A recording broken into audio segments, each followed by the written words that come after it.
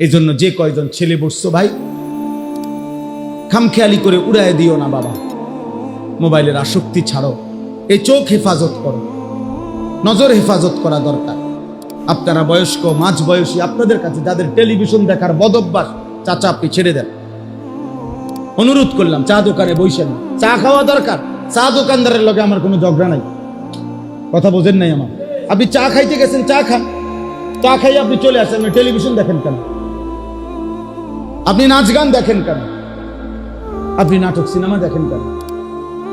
আপনার ঘর থেকে টেলিভিশন, নাচ গান কিভাবে বন্ধ করবেন আপনি উদ্যোগ নেবেন।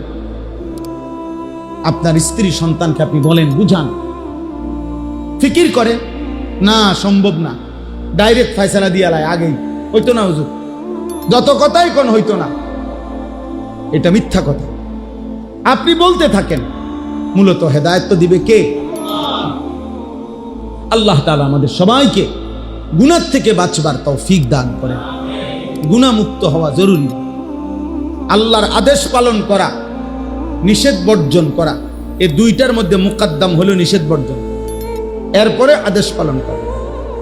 নিয়ম হলো এই গ্রিলের মধ্যে যদি ঝংকার লাগে তো নতুন করে রং দিতে হবে। মনে করেন পুরানো হয়ে গেছে ঝংকার, তাহলে এখন নিয়ম কি? এই গ্রিলে আগে ঝংকারের মধ্যে নতুন রং দিতে গেলে আগে রং দেওয়া, এরপরে তো সিরিজ কাগজ দিয়া ডলা, ঠিক না?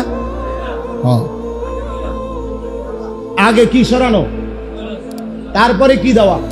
তাহলে আগে নিয়ম হলো ময়লা সরানো, এরপরে কি লাগানো, রং দিয়ে সাজানো। এই জন্য ইবাদতের ক্ষেত্রে নিয়ম হলো, এক মুত্তাকি মুমিন জান্নাতি বান্দার সিফাত হলো প্রথম দায়িত্ব গুনাহ সরানো, এরপরে দায়িত্ব ইবাদতের রং লাগানো। গুনাহ ছাড়বেন, একটা সেজদা দিবেন, আল্লাহর আরশে ধাক্কা লাগবে। আপনি নামাজ পড়লেন, মাত্র আসরের নামাজ, মসজিদের বারান্দায় গিয়ে, এখনো বারান্দার থেকে গিয়ে সারছে না, বিড়িটা ধরাইলিছে। মসজিদ থেকে বাইরে হইয়া একটা গালি দিছে, যে গালির সাথে সাথে মাটির নিচে যে সাপ বিচ্ছু ছিল এটি উঠে গেছে। এমন ডাকাত মুসলমান এত নিকৃষ্ট হয়? আপনি মাত্র আসরের নামাজ পড়লেন, গিয়ে টেলিভিশনটার সামনে বসে গেলেন, কি নামাজ পড়লেন? আল্লাহ আমাদেরকে হেফাজত করেন। অতএব গুনাহ থেকে বাঁচতে হবে। কি থেকে বাঁচতে হবে বলেন? জীবনটা আমাদের নবী সাল্লাল্লাহু আলাইহি সাল্লামের সুন্নাতের উপরে উঠাইতে হবে।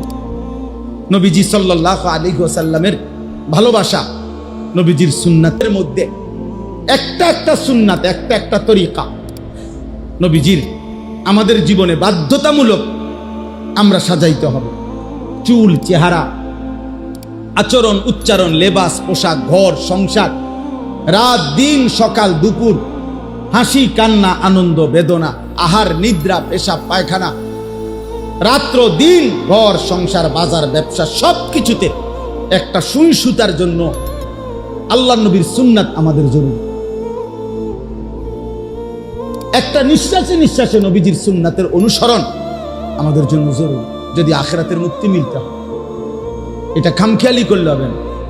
আমরা এটা নিয়েই আসলে এই ওলামায়ে কেরাম বা কারো কারো মধ্যে কিছুটা দ্বন্দ্বের একটা মূল কারণে, আমরা যারা কওমি মাদ্রাসার হুজুর, আমরা বছরের পর বছর যে যাই বলুক, বাকি আমরা এটা বলি, শুধু আমরা এটা বলতেই থাকবো যে নবীজির সুন্নাতের অনুসরণের মাধ্যমে নবীজির ভালোবাসার প্রমাণ দিতে হয়। এটাই আমাদের কথা। এবারে গালি দোকার যেটাই কোক, আমাদেরকে নবীর দুশ্মন বলুক আর যাই বলুক, এটা কিছু যায় আসে না। কিন্তু মূল বিষয় হলো আমরা বিশ্বাস করি সুন্নাত বিনে, অনুসরণবিহীন ভালোবাসা হয় না। ভালোবাসা হয় না।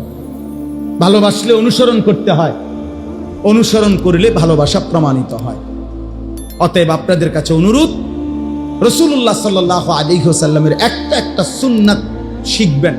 আমি এই শিখার জানার জন্য একটা কিতাব বিক্রি করি, যার সুযোগ হয় এটা কিনবেন, গাড়িতে আছে, সাদা গাড়িতে, অনেক সুন্দর বাংলা ভাষায়, প্রায় 650 পৃষ্ঠার উপরে আমাদের ঢাকা গাজীপুরের একজন বড় বুজুর্গ আলেম, অনেক বড় আল্লাহওয়ালা, কাপাসিয়ার হজরত অধ্যক্ষ মিজানুর রহমান চৌধুরী হজরত এই কিতাবটা লিখছেন।